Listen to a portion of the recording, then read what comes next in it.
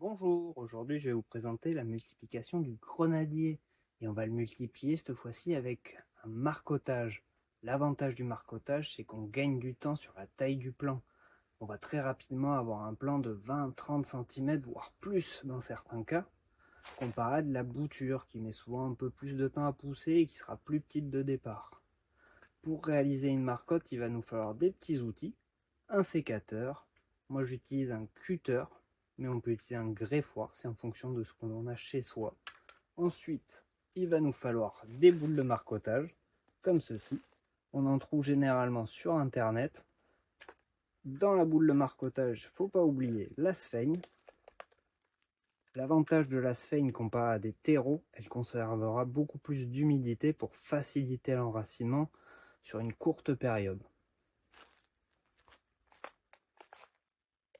Là, on peut voir à côté de moi qu'on a déjà réalisé des marcottages il y a 3 semaines pour pouvoir montrer dans cette vidéo la rapidité de pousse de la marcotte sur le grenadier.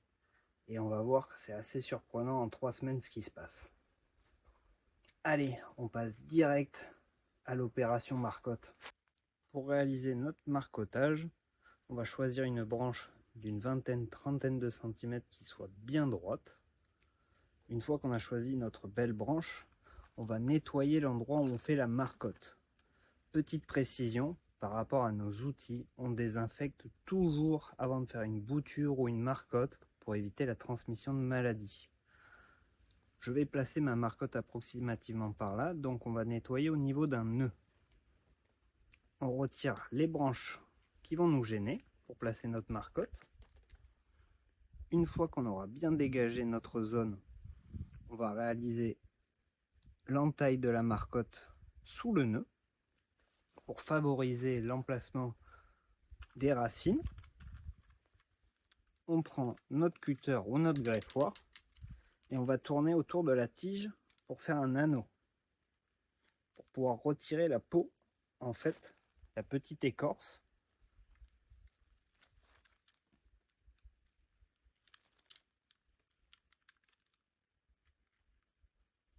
On va réaliser un second petit anneau 1 cm en dessous du premier anneau.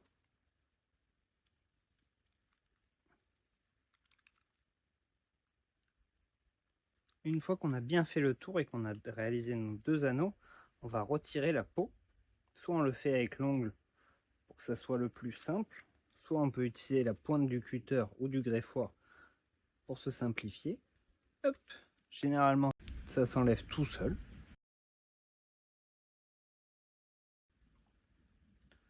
Une fois qu'on a réalisé notre petit anneau d'1 cm sous le nœud, on va venir placer notre boule de marcotage.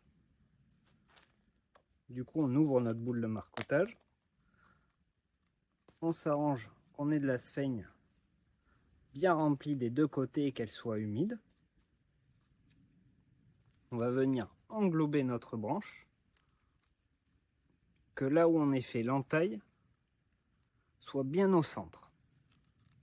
On referme notre boule de marcotage. On n'oublie pas d'arroser très régulièrement pour garder la sphaigne humide. Et la marcotte est faite. Et normalement, si tout se passe bien, d'ici 2 mois, vous aurez de belles racines. Il n'y aura plus qu'à couper juste en dessous pour pouvoir la replanter dans un pot ou directement dans le jardin. On va regarder le résultat. Alors voici le résultat déjà au bout de 3 semaines. On va voir ce qui se passe. Hop, on ouvre la marcotte. L'avantage des marcottes plastiques comme ça, on peut les ouvrir et les fermer pour voir le stade d'enracinement. Du coup, en 3 semaines, on peut voir qu'il y a eu le talon qui s'est formé. Le talon racinaire, c'est de là où vont partir toutes les petites racines. Et on peut même observer, il y a déjà pas mal de racines qui sont formées à différents endroits. Et même si je tire pour essayer de la retirer, on voit que la sphaigne est bien prise derrière. On peut même voir qu'on a quand même un sacré racinaire qui s'est formé en 3 semaines. Là, on les voit un peu mieux. Donc la marcotte du grenadier, ça marche bien. On n'aura plus qu'à couper et on a un nouveau plan. Bon, c'est le moment de se quitter, mais j'espère que cette petite vidéo sur le marcottage du gros damier vous aura plu. Et si vous avez des questions, surtout n'hésitez pas, c'est avec grand plaisir que je vous y répondrai. Bonne journée à vous, à bientôt.